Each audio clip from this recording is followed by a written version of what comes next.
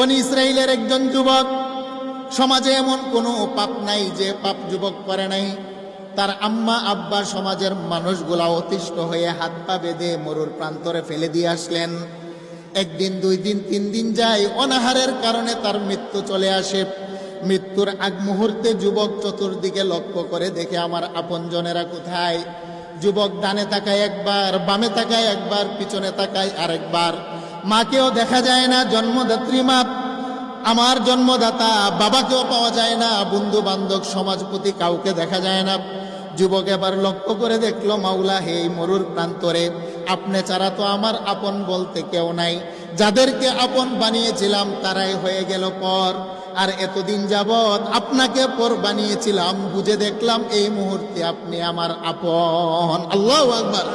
যুবক এবার মনে মনে তওবা করতে লাগলো।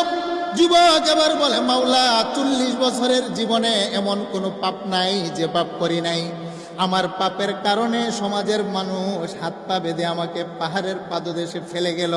হেরে মাওলা, রুহটা আমার নাকের ডগায়, জানি আমার মরণ হবে, কিন্তু এই মুহূর্তে তোমার কাছে আমি ওয়াদাবদ্ধ হলাম।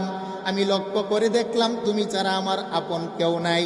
যদি তুমি আমাকে মাফ করে দাও, আর কোনোদিন তোমার সাথে আমি কোনোদিন নাফরমানি করব না। আল্লাহু আকবার। যুবক তওবা করলো, খাঁটি তওবা, এটাকে বলা হয় তওবায়ে নাসুহা। আল্লাহ এই কথাটা বললেন, তওবাতান নাসুহা, একাগ্র চিত্তে তোমরা তওবা করো, আমি আল্লাহ মাফ করে দেই।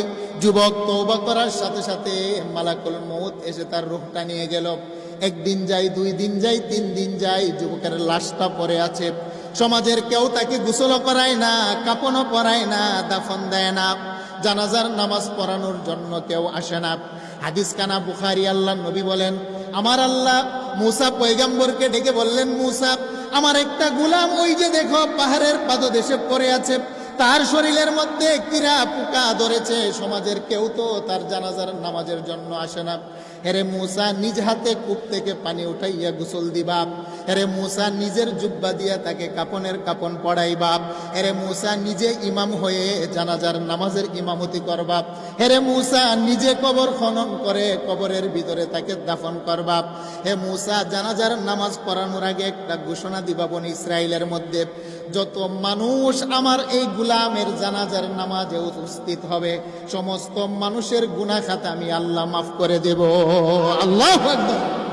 আমার আল্লাহ এই কথাটাই বললেন, ইয়া আইয়ুহাল্লাযীনা আমানু তুবু ইলাল্লাহি তাওবাতান নাসুহা। হেরে বান্দা, যদি তুমি কলিজা থেকে, অন্তর থেকে তওবা করতে পারো, আমি আল্লাহ তোমার গুনার দিকে তাকাই না, আমি আল্লাহর রহমতের দফতরের দিকে তাকিয়ে একটা মুহূর্ত তোমাকে ক্ষমা করতে বিলম্ব করি না। সুবহানাল্লাহ। মুসা পয়গম্বর দৌড় দিয়ে গেলেন যুবকের নিকটে, গিয়ে দেখেন যুবকের দেহের ভিতরে কীড়া পড়ে আছে, যুবকের হাত পা বাঁধা। মুসা পয়গম্বর নিজে কূপ থেকে পানি উঠিয়ে যুবককে গোসল করাইলেন, নিজের জুব্বা দিয়া কাফনের কাপড় তাকে প্যাকেট বানাইয়া মুসা পয়গম্বর জানাজার নামাজ উপস্থিত করে বনি ইসরাইলের ময়দানে গেলেন। গিয়ে ঘোষণা দিলেন, কে আছো আমার পিছনে জানাজার নামাজ পড়বা? ওই যে একটা যুবক পড়ে আছে মরুর প্রান্তরে, ওই যুবকের জানাজার নামাজের ইমামতি করব আমি মুসা পয়গম্বর। ওই যুবকের জানাজার নামাজে যত মানুষ উপস্থিত হবা, আল্লাহর পক্ষ থেকে ঘোষণা, প্রত্যেকটা মানুষের জীবনের গুনাহ খাতা আমার আল্লাহ মাফ করে দিবেন। আল্লাহু আকবার। একটু জোরে বলেন সুবহানাল্লাহ। হাজার হাজার লক্ষ লক্ষ মানুষ জানাজার নামাজে উপস্থিত হয়ে গেলেন। মানুষগুলা জানাজার নামাজ পড়ার আগে বলে, পয়গম্বর মুসা, লাশটার চেহারা একটু দেখতে চাই।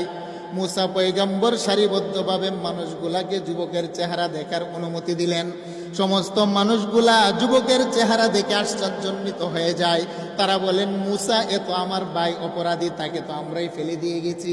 বাবা বলে, মুসা, সে তো আমার সন্তান, এমন কোনো অপরাধ নাই আমার সন্তান করে নাই, তার অপরাধের কারণে অতিষ্ঠ হয়ে আমি বাবাই তো সন্তানকে এখানে হাত পা ফেলে দিয়ে বেঁধে ফেললাম। বন্ধুরা বলে, মুসা পয়গম্বর, সে তো নাফরমান, সে তো হলো অপরাধী, তার জানাজা পড়ার জন্য আপনি কেন আমাদেরকে ডাকলেন, আর আল্লাহ কেন ঘোষণা দিল? মুসা পয়গম্বর আশ্চর্যান্বিত হয়ে তুর পর্বতমালার উপরে দাঁড়াইলেন। দাঁড়িয়ে বলেন, মাওলা, আমি তো বুঝে আসে না, একটা নাফরমান বাবা তার পাপের সাক্ষী দেয়, বন্ধু বান্ধব তার পাপের সাক্ষী দেয়, তারপরেও কেন তার জানাজার নামাজ পড়াইলে আপনি গুনাহ মাফ করবেন? আমি আপনার একজন নবী, আমাকে কেন পাপিষ্ঠ ব্যক্তির জানাজা পড়ানোর অনুমতি দিলেন?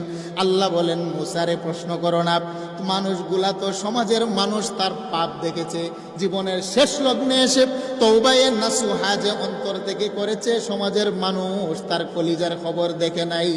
আল্লাহু আকবার বলেন। আল্লাহ বলেন, মুসা লা তাখুযুহু সিনাতুন ওয়ালা নাওম। মানুষ পাপ করার পরে ঘুমিয়ে যায়, মানুষ কি পাপ করছে সে নিজেও জানে না। আরে মুসা, সকালবেলা পাপ করলে বিকাল পর্যন্ত আমি আল্লাহ অপেক্ষা করি, বিকালবেলা পাপ করলে ফজর পর্যন্ত আমি আল্লাহ অপেক্ষা করি। মানুষগুলা ঘুমিয়ে যায়, লা তাখুযুহু সিনাতুন ওয়ালা নাওম। আমি আল্লাহ কিন্তু ঘুমাই না, আমার তন্দ্রা নাই। বান্দা কখন এসে আমার দরবারে নক করে, সেই জন্য তওবার দরজা খোলা রেখে আমি আল্লাহ জাগ্রত থাকি। আল্লাহু আকবার। তুবু ইলাল্লাহি তাওবাতান নাসুহা। হে মুসা, তার মা বাবা আত্মীয় স্বজন হাত পা বেঁধে যখন মরর প্রান্তরে ফেলে দিয়ে গেল, যুবক এদিক সেদিক তাকিয়ে দেখে তার আপনজন কেউ নাই। জীবনের শেষ মুহূর্তে আমি আল্লাহর সাথে ওয়াদাবদ্ধ হলো আর কোনোদিন গুনাহ করবে না। এই বিষয়টার, এই সময়টার জন্য আমি আল্লাহ অপেক্ষা ছিলাম। আমার বান্দা তওবায়ে নাসুহা করতে দেরি, আমি আল্লাহ 40 বছরের গুনাহ খাতা মাফ করতে একটা সেকেন্ডও দেরি করি নাই। সুবহানাল্লাহ। হে মুসা, তুমি বলো না, যার গুনাহ মাফ হয়ে যায় তাকে কি পাপী বলবা নাকি আল্লাহর বন্ধু বলবা? কারণ যার দেহের ভিতরে গুনাহ নাই সে হলো আল্লাহর ওলি, সে হলো আল্লাহর বন্ধু। আল্লাহ বলেন, মুসা, তার জীবনের 40 বছরের গুনাহ যখন আমি আল্লাহ ক্ষমা করে দিলাম, তার তো হাত পা বাঁধা ছিল, একটা গুনাহ করার মতো সাহস আর সুযোগ সে পায় নাই। তাকে মাফ করার পরে আমি আল্লাহ উলির দফতরে তার নাম উঠিয়ে দিলাম। তুমি বলো, যারা উলি হয় তারা হয় আমি আল্লাহর বন্ধু, আর বন্ধুর জানাজার নামাজে যারা উপস্থিত হবে আমি আল্লাহ মেহমানদারি করব তাদের গুনাহ খাতা মাফ করে দিয়ে। আল্লাহু আকবার বলেন। সেই জন্য আল্লাহ বলেন, ইয়া আইয়ুহাল্লাযীনা আমানু তুবু ইলাল্লাহি তাওবাতান নাসুহা। হে পৃথিবীর মানুষ, আমি আল্লাহর 99টা রহমতের উক্ত রমজান মাসে, আর আমি আল্লাহ তওবার দরজা পশ্চিম আকাশে খোলা রেখেছি। গুনাহ করার পরে যদি একাগ্র চিত্তে অন্তর আর কলিজার ভিতর থেকে তুমি যদি খালেস নিয়তে তওবা করতে পারো, তুমি কখনো নিরাশ হবে না। আমি আল্লাহ একটা সেকেন্ডও তোমাকে মাফ করতে বিলম্ব করি না। আল্লাহু আকবার বলেন।